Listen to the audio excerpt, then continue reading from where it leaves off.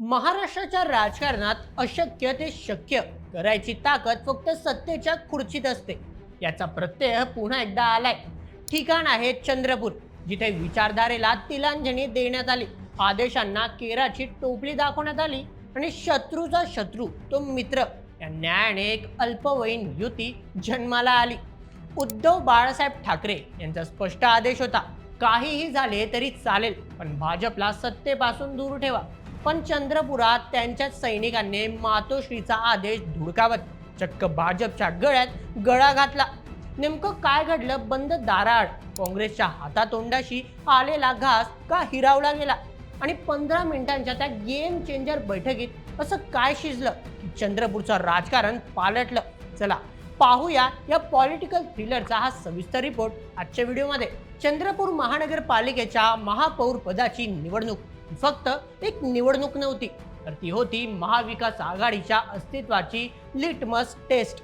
काँग्रेसचे 27 नगरसेवक आणि मित्रपक्षांचे बळपाता महापौर काँग्रेसचाच होणार हे जवळपास निश्चित मानले जात होते. पण राजकारणात जोपर्यंत निकाल जाहीर होत नाही तोपर्यंत काहीच खरे नसते. अवघ्या एका मताने, होय फक्त एका मताने, काँग्रेसच्या वैशाली महाडोळे यांचा पराभव झाला आणि भाजपच्या संगीता खांडेकर चंद्रपूरच्या महापौरपदी विराजमान झाल्या. पण हा विजय भाजपच्या संख्याबळाचा नाही, तर हा विजय आहे काँग्रेसमधील गटबाजीचा आणि शिवसेना उद्धव बाळासाहेब ठाकरेंच्या अनअपेक्षित युटर्नचा. या निवडणुकीतील सर्वात मोठा धक्का म्हणजे शिवसेना उद्धव बाळासाहेब ठाकरे गटाची भूमिका. काही दिवसांपूर्वीच पक्षप्रमुख उद्धव ठाकरे यांनी स्पष्ट शब्दात निक्षून सांगितले होते, काहीही झाले तरी चालेल, आपण विरोधी बाकावर बसू, पण चंद्रपुरात भाजपची सत्ता येऊ द्यायची नाही. भाजपसोबत जाणं हे त्यांच्यासाठी राजकीय आत्महत्येसारखे होते. पण चंद्रपुरातील स्थानिक नेत्यांना वरचा आदेश महत्वाचा वाटला नाही.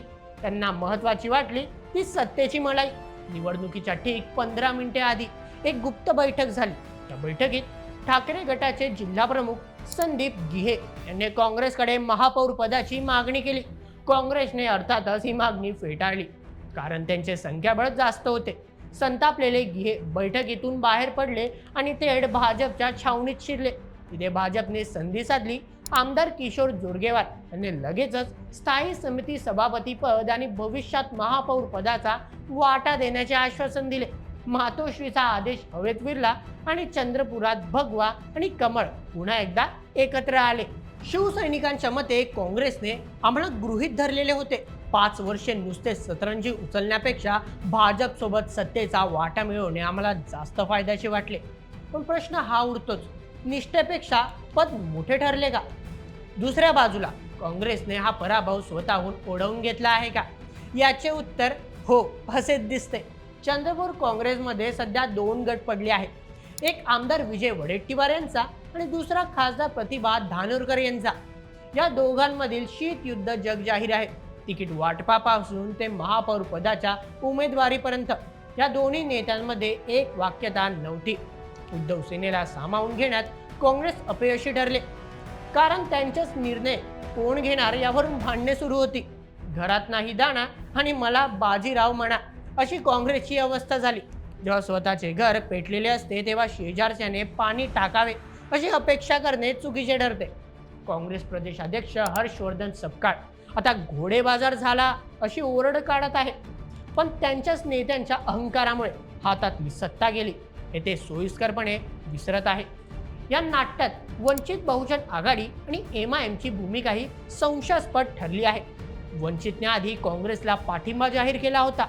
काँग्रेसच्या भरोशावर गणित मांडले गेले, पण ऐन मोक्याच्या वेळी वंचितचे 2 नगरसेवक सभागृहात गैरहजर राहिले. ही गैरहजेरी कोणाच्या पथ्यावर पडली? भाजपच्या. वंचित आघाडीने तातडीने डॅमेज कंट्रोल करत शहराध्यक्ष स्नेहल रामटेके यांची हकालपट्टी केली खरी, पण जे नुकसान व्हायचे होते ते होऊन गेले.